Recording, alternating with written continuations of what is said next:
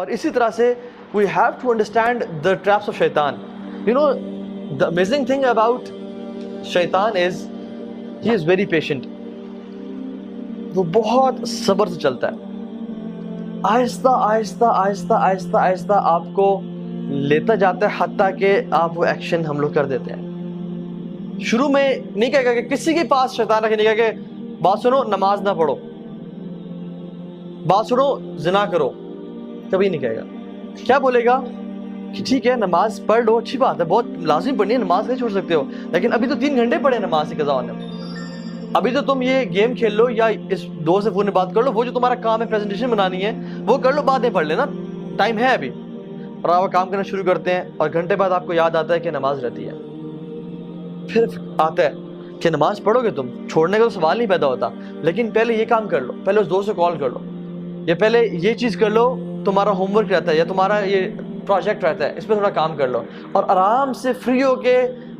دل کی تسلی کے ساتھ فوکس ہو کے نماز پڑھنا۔ تو آپ کو اس نے کیا کہا کہ پرائورٹی تمہاری یہ ہے، جب فری ہو جاؤ گے پھر نماز پڑھ لینا، اور آپ اس میں انوالو ہوئے حتیٰ کہ 2 گھنٹے گزر گئے اور آپ کو اچانک سے یاد ہے کہ اوہ نماز چلی گئی، اور پھر آتا ہے کہ آپ کیا قضا پڑھو گے تم، اور اب عصر کی نماز کا ٹائم ہو گیا ہے، تم نے فجر بھی چھوڑ دی، ظہر بھی چھوڑ دی، اب تم عصر کے سامنے اللہ کے سامنے کھڑے ہو گئے، اب کل سے 5 وقت کی نماز پڑھنی ہے، اور پھر آپ کہتے ہیں ہاں میں کل سے 5 وقت کی نماز پڑھوں گا، اور یہ کل کبھی نہیں آتا، حتیٰ کہ انسان کورٹ میں چلا جاتا ہے۔ یہ میں اپنا پرسنل ایکسپیرینس بتا رہا ہوں آپ کو۔ میں جب یونیورسٹی میں تھا، when I was not practicing، یہ تو میرا حلیہ بالکل بھی نہیں تھا، اور ہم لوگ برائی میں تھے، تو میں یہ چیز کو سمجھتا تھا کہ نماز بڑی امپورٹنٹ ہے، لیکن ہوتا کیا تھا کہ چلو ابھی ٹائم ہے، پڑھ لیتے ہیں پڑھتے ہیں، اور کرتے کرتے ایک نماز چھوٹی، 2 چھوٹی، اب کل سے پوری پڑھیں گے، باقی بھی چھوڑ دی ساری، اور کل اگلے دن صبح اٹھے ہی 8 بجے، او فجر گئی، اور جب فجر گئی تو پھر اب کل سے 5 وقت کی پڑھیں گے۔ So this is how شیطان plays۔ اسی طرح سے زنا کے معاملے میں، فورنیکیشن کے معاملے، وہ نہیں کہے گا کہ چلو یہ عورت ہے اس کے ساتھ تم بدفعلی کرو، وہ کہے گا کہ she is so friendly، اور کتنا برا لگے گا کہ تم اتنے روڈ بن کے رہو اس کے سامنے، اور کسی کا دل دکھانا کوئی اچھی بات ہے، تو اسے حال چال تو پوچھو، صرف کام کی بات یہ تو بدتمیزی ہے۔ اور وہ کرتے کرتے آپ کام کی بات پوچھیں گے، باتیں کرتے کرتے فیلنگز ڈیولپ ہونا شروع ہو جائیں گی،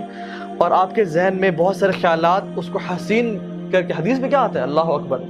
اللہ کے نے فرمایا کہ شیطان نامحرم کو تمہارے ذہنوں میں حسین کر کے پیش کرتا ہے، وہ اتنی خوبصورت ہوتی نہیں ہے جتنی وہ خوبصورت کر کے تمہارے سامنے پیش کرتا ہے، حتیٰ کہ انسان فینٹیسائز کر رہا ہوتا ہے کہ یار سبحان اللہ کیا بہترین نیچر ہے اس کی، کیا خوبصورت ہے یہ، کیا اچھی عورت ہے یہ، اتنی ہوتی نہیں ہے، تو شیطان اس کے بارے میں وہ کر رہا ہوتا ہے، حتیٰ کہ آپ کے دل میں اس کے لیے پیار محبت ڈیولپ ہو جاتا ہے، and you die to meet her. اور جب آپ میٹنگ کرنے جاتے ہیں تو آپ کو نہیں کہتے، تم نے تو یہ چیز ذہن میں نہیں ہوتی کہ تم نے اس کے ساتھ برا گناہ کرنا ہے، بس ہوتا ہے کہ we'll just meet, I'll just see her, I'll maybe propose her or something، لیکن what happens is ہمارے پاس کاؤنسلنگ میں لڑکے آتے ہیں اور کہتے ہیں کہ ہاں بھائی ہمارا ارادہ بھی نہیں تھا، لیکن حالات ایسے بنتے چلے گئے کہ ہم سے یہ گناہ ہو گیا، اور اب کیا کریں، کیا اللہ معاف کرے گا؟ اور پھر آتا ہے اور کہتا ہے کہ اب تم نے اتنا بڑا گناہ کر لیا، اب تم اسے چھوڑ دو گے،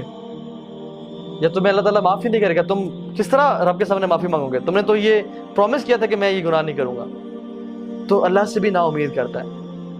آدم علیہ السلام سے اس نے یہ گناہ کروایا نا، لیکن توبہ کروانا، کیونکہ فرسٹ ایکسپیرینس تھا اس کا آدم کے ساتھ علیہ السلام،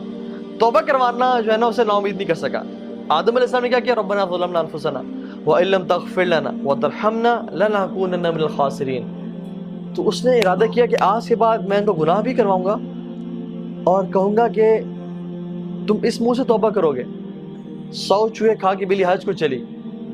یہ جو باتیں ہیں نا کہ اللہ سے نا امید کر دینا، this is how شیطان plays۔ تو we have to understand کہ ہم نے شیطان کو ٹیکل کہاں پہ کرنا ہے۔ the first thought comes to our mind، اس کو وہیں پہ روکنا ہے۔